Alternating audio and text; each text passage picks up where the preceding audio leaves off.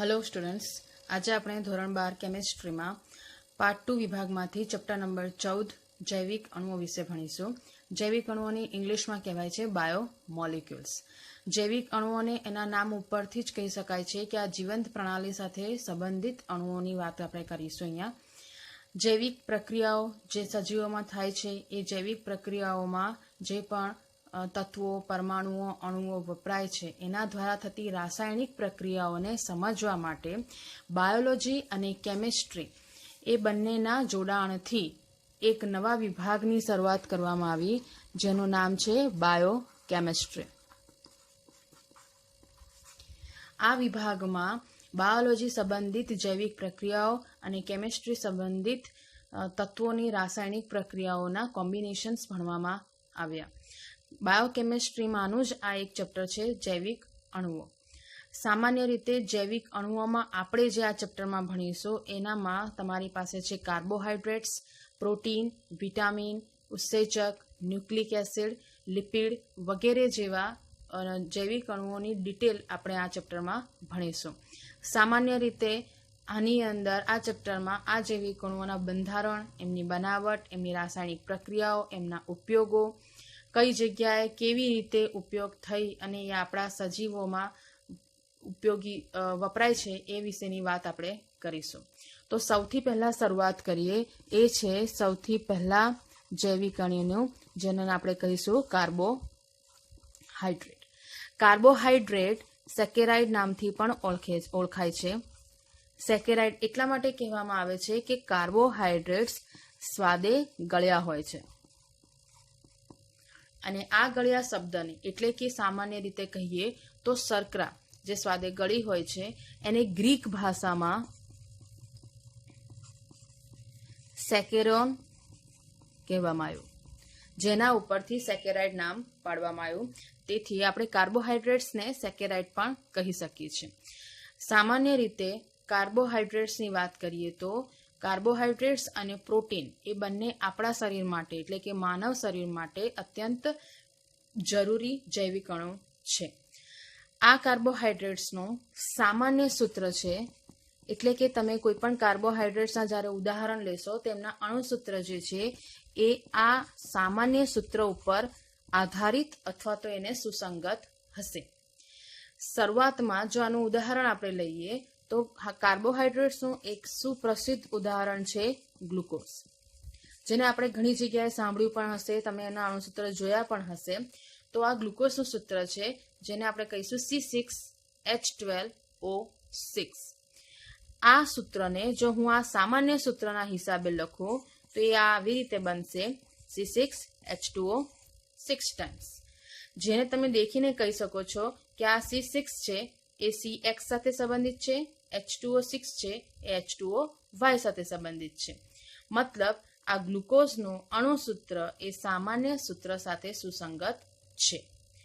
પરંતુ અહીંયા અપવાદ પણ છે, જેમ કે મારી પાસે એક સૂત્ર છે CH3COOH, એને હું હજુ સાદા સ્વરૂપમાં લખું તો C2H4O2। આ સૂત્રને આ અણુસૂત્રને હું આ સામાન્ય સૂત્રના સ્વરૂપમાં કન્વર્ટ કરું અથવા તો ફેરવું તો એ થઈ જશે C2H2O ટ્વાઇસ। આ સૂત્ર તમને દેખતા એવું લાગશે કે આ સામાન્ય સૂત્ર જેવું જ છે CXH2OY, પરંતુ આ કાર્બોહાઈડ્રેટ્સ નથી, એનું નામ છે એસિટિક એસિડ। ભલે આ અણુસૂત્ર એ સામાન્ય સૂત્ર જેવું જ છે, એના સુસંગત જ છે, તેમ છતાં આ કાર્બોહાઈડ્રેટ્સ નથી। જ્યારે બીજો અપવાદ છે એ C6H12O5। આ જે સૂત્ર છે એ રેમનોઝનું છે। રેમનોઝ એ કાર્બોહાઈડ્રેટ્સ છે, પરંતુ એનું અણુસૂત્ર જે છે એ આ સામાન્ય સૂત્ર સાથે સુસંગત નથી। આના આધારે આપણે એવું કહી શકીએ છીએ કે સામાન્ય સૂત્ર છે, પરંતુ આ દરેક કાર્બોહાઈડ્રેટ્સમાં લાગુ પડી શકે એ રીતની શક્યતા ઓછી। ઘણા બધા કાર્બોહાઈડ્રેટ્સના અણુસૂત્ર આ સામાન્ય સૂત્ર સાથે મેચ થાય છે, જ્યારે ઘણા અપવાદ પણ અહીંયા જોવા મળે છે। એટલે આપણે યાદ રાખવા માટે જો તમને એવું કોઈ સવાલ પૂછાય કે કાર્બોહાઈડ્રેટ્સનું સામાન્ય સૂત્ર શું છે, તો તમારે એનો જવાબ CxH2O જ લખાશે. એમનામાં જોવા મળતા અપવાદમાં સૂત્ર સામાન્ય સૂત્ર જેવું છે, પરંતુ એ કાર્બોહાઈડ્રેટ્સ નથી, તો એનો જવાબ શું આવશે? Acetic acid. જ્યારે તમને એવું પૂછવામાં આવે કે અણુસૂત્ર સામાન્ય સૂત્ર જેવું નથી, તેમ છતાં પણ એ કાર્બોહાઈડ્રેટ્સ છે, તો એનો જવાબ શું આવશે? રેમનોસ. એટલે જ્યારે તમને આ વિભાગ અથવા તો આ પ્રશ્નમાંથી એક વાક્યના સવાલ જવાબ પૂછવામાં આવે ત્યારે તમને એના આ જવાબ આ રીતે તમે આપી શકો છો. બીજી વાત કરીએ તો સામાન્ય રીતે કાર્બોહાઈડ્રેટ્સમાં વપરાતા જે અણુ છે એમાં મુખ્યત્વે તમને જે તત્વો જોવા મળશે એ છે કાર્બન, હાઇડ્રોજન અને ઓક્સિજન. આ કાર્બોહાઈડ્રેટ્સમાં કાર્બન, હાઇડ્રોજન, ઓક્સિજનની સંખ્યા ઘણીવાર તમને સમાન જોવા મળશે એમના અણુસૂત્રમાં, અને ઘણીવાર એ અલગ અલગ જોવા મળશે. પરંતુ જ્યારે કાર્બોહાઈડ્રેટ્સનું તમે જળ વિભાજન કરો છો, મતલબ કે જળ વિભાજન કરતા મળતા અણુઓના આધારે તેનું વર્ગીકરણ કરવામાં થયું. આ વર્ગીકરણ જળ વિભાજનના અંતે મળતા અણુઓના આધારે જ થાય છે, જેનાથી તમે એમ કહી શકો છો કે જ્યારે તમે આ મોટા અણુઓ, કારણ કે કાર્બોહાઈડ્રેટ્સ જે છે, જેમ કે તમે અહીંયા દેખાય છે 6 કાર્બન છે, એ 6 કાર્બન છે.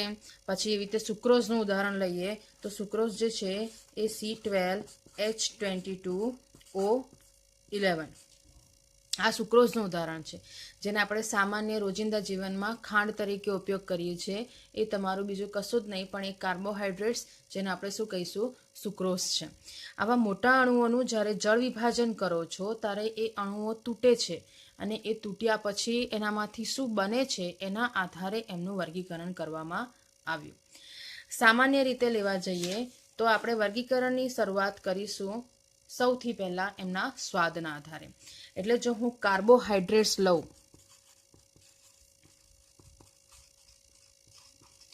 એ કાર્બોહાઈડ્રેટને સ્વાદના આધારે હું 2 ભાગમાં વિભાજિત કરીશ.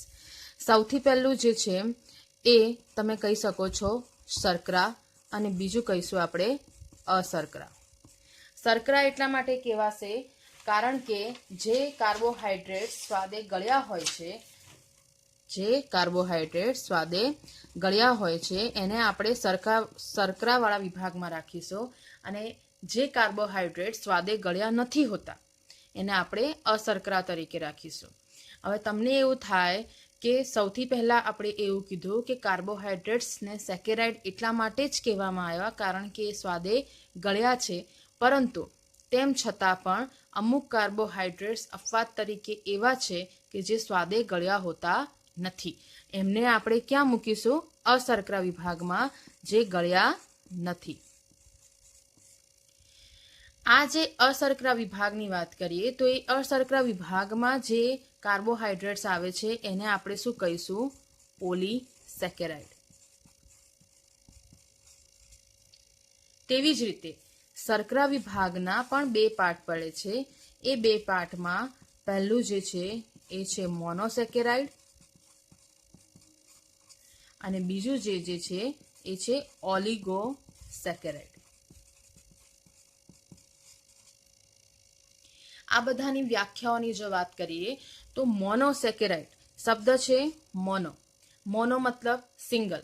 આમ સામાન્ય રીતે કહીએ તો આ એવા કાર્બોહાઈડ્રેટ્સ છે કે જેનું જળ વિભાજન કરો તો એના કરતા સાદા અણુઓ મળતા નથી. મતલબ કે આનું જો જળ વિભાજન કરો છો તો આનાથી નાના અણુ આપણને મળે નહીં. મતલબ કે આ જ સૌથી છેલ્લા અણુઓ છે, જેનું જળ વિભાજન કરશો તો તમને એનામાંથી બીજા કોઈ કાર્બોહાઈડ્રેટ્સના અણુ મળે નહીં.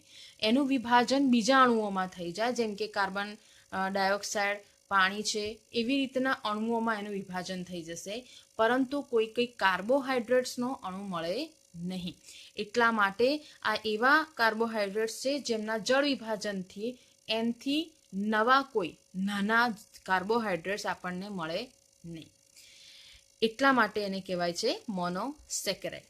જેના ઉદાહરણ છે જે આપણે હમણાં જ વાત કરીએ એ પ્રમાણે ગ્લુકોઝ, ફ્રુક્ટોઝ, રિબોઝ. આ એવા છે સેકેરાઇડ્સ કે જેના જળ વિભાજનથી નાના નવા અણુ મળે નહીં. એવી જ રીતે જો હું ઓલિગોસેકેરાઇડની વાત કરું તો ઓલિગોસેકેરાઇડનું જ્યારે તમે જળ વિભાજન કરશો તો એ જળ વિભાજન કરવાથી તેનામાંથી 2 થી લઈને 10 સુધીના નાના અણુઓ મળી શકે છે અને એના આધારે એનું અલગથી ફરીથી વર્ગીકરણ થાય છે. એટલે કે ઓલિગોસેકેરાઇડનું ફરીથી વિભાજન થશે બીજા 3 પાર્ટમાં. કેમ? કારણ કે આપણે કીધું કે અહીંયા 2 થી 10 સુધીના અણુઓમાં એનું જળ વિભાજન થઈ શકે છે. તો આપણે જો એના આધારે જ નામ લઈએ તો એનું બીજું જે વિભાજન થાય છે ઓલિગોસેકેરાઇડમાં, એનામાં સૌથી પહેલો વિભાગ છે ડાયસેકેરાઇડ. ડાયસેકેરાઇડ એટલે નામ ઉપરથી જ ખબર પડી જાય છે કે અહીંયા આ જે કાર્બોહાઈડ્રેટ્સ છે એનું જો તમે જળ વિભાજન કરશો તો તમને બીજા 2 મોનોસેકેરાઇડ મળશે. શું મળશે? 2 મોનોસેકેરાઇડ મળશે. મોનોસેકેરાઇડ એટલા માટે લખું છું કારણ કે આપણે અહીંયા કહી ચૂક્યા છીએ કે મોનોસેકેરાઇડ પછી જળ વિભાજન થતું નથી, એ છેલ્લો અણુ છે. એટલા માટે જ્યારે તમે કોઈ એક ઓલિગોસેકેરાઇડનું જળ વિભાજન કરશો તો એનામાંથી તમને જો કોઈ 2 મોનોસેકેરાઇડ્સના અણુ મળે છે તો એને આપણે કયો સેકેરાઇડ્સ કહીશું અથવા તો કયો કાર્બોહાઈડ્રેટ્સ કહીશું? ડાયસેકેરાઇડ. એવી જ રીતે જો તમને 3 મોનોસેકેરાઇડ મળશે તો એને આપણે શું કહીશું? ટ્રાયસેકેરાઇડ. બીજી ભાષામાં કહીએ તો જે એવા સેકેરાઇડ્સ કે જેનું જળ વિભાજન કરવાથી આપણને 3 મોનોસેકેરાઇડ મળે છે એને આપણે શું કહીશું? ટ્રાયસેકેરાઇડ. એવું જ ત્રીજું વિભાજન છે એ છે ટેટ્રાસેકેરાઇડ. નામ ઉપરથી જ ખબર પડી જશે કે આનું જ્યારે જળ વિભાજન કરશો ત્યારે એનામાંથી 4 મોનોસેકેરાઇડ્સ છૂટા પડશે. આમ સામાન્ય રીતે કહો તો ઓલિગોસેકેરાઇડ 2 થી 10 સુધીના અણુઓથી બનતું મિશ્રણ છે, અથવા તો એવું કહી શકો છો કે 2 થી 10 સુધીના મોનોસેકેરાઇડ્સ આપણને ઓલિગોસેકેરાઇડ્સમાં મળી શકે. પણ આપણે ભણવાના છે ખાલી 3: ડાયસેકેરાઇડ, ટ્રાયસેકેરાઇડ અને ટેટ્રાસેકેરાઇડ. ડાયસેકેરાઇડમાં 2 મોનોસેકેરાઇડ્સ, ટ્રાયમાં 3 મોનોસેકેરાઇડ્સ અને ટેટ્રામાં 4 મોનોસેકેરાઇડ્સ છૂટા પડે છે. એના ઉદાહરણની વાત કરીએ તો ડાયસેકેરાઇડ્સ જેનામાં આવશે સુક્રોઝ, લેક્ટોઝ, માલ્ટોઝ. આ આપણે ડિટેલમાં ભણીશું. ટ્રાયસેકેરાઇડ્સ જે છે એનું ઉદાહરણ છે રેફિનોઝ. રેફિનોઝ જે છે એ આપણે આ ચેપ્ટરમાં ભણવાનું નથી. એવી જ રીતે ટેટ્રાસેકેરાઇડ્સ છે એનું ઉદાહરણ છે સ્ટેચિઓઝ. એનું પણ આપણે ડિટેલિંગ ભણવાનું નથી. હમણાં આપણે આ ચેપ્ટરમાં ભણીશું મોનોસેકેરાઇડ્સ, ડાયસેકેરાઇડ્સ અને બીજા ભણીશું પોલિસેકેરાઇડ્સ. હવે જો હું પોલિસેકેરાઇડ્સની વાત કરું તો નામ ઉપરથી જ ખબર પડી જાય છે કે જ્યારે આનું જળ વિભાજન કરશો તે વખતે આનામાંથી અસંખ્ય મોનોસેકેરાઇડ્સ મળશે.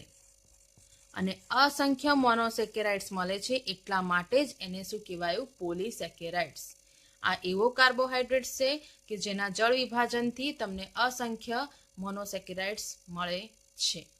ઉદાહરણ તરીકે આની અંદર આવશે સ્ટાર્ચ, જે આપણે આમ તો નામ સાંભળ્યું જ છે. એના સિવાય ગુંદર, ગ્લાયકોજન, સેલ્યુલોઝ જેવા પોલિસેકેરાઇડ્સ અહીંયા રોજિંદા જીવનમાં અથવા તો આપણી આસપાસ આપણને જોવા મળે છે. આમ કાર્બોહાઈડ્રેટ્સનું મુખ્યત્વે 2 વિભાગમાં, શર્કરા અને અશર્કરા. ત્યારબાદ શર્કરાનું બીજા 2 વિભાગમાં, મોનોસેકેરાઇડ્સ અને ઓલિગોસેકેરાઇડ્સમાં. ત્યારબાદ ઓલિગોસેકેરાઇડનું બાકીના 3 ભાગમાં, ડાયસેકેરાઇડ્સ, ટ્રાયસેકેરાઇડ અને ટેટ્રાસેકેરાઇડ્સમાં વિભાજન થાય છે. જ્યારે અશર્કરા ફક્ત એક જ પ્રકારના જોવા મળશે, એ છે પોલિસેકેરાઇડ્સ. આ દરેકના ઉદાહરણ ફરીથી યાદ કરાવી દઉં તો મોનોસેકેરાઇડ્સમાં ઉદાહરણ આવી જશે ગ્લુકોઝ, ફ્રુક્ટોઝ અને રિબોઝ.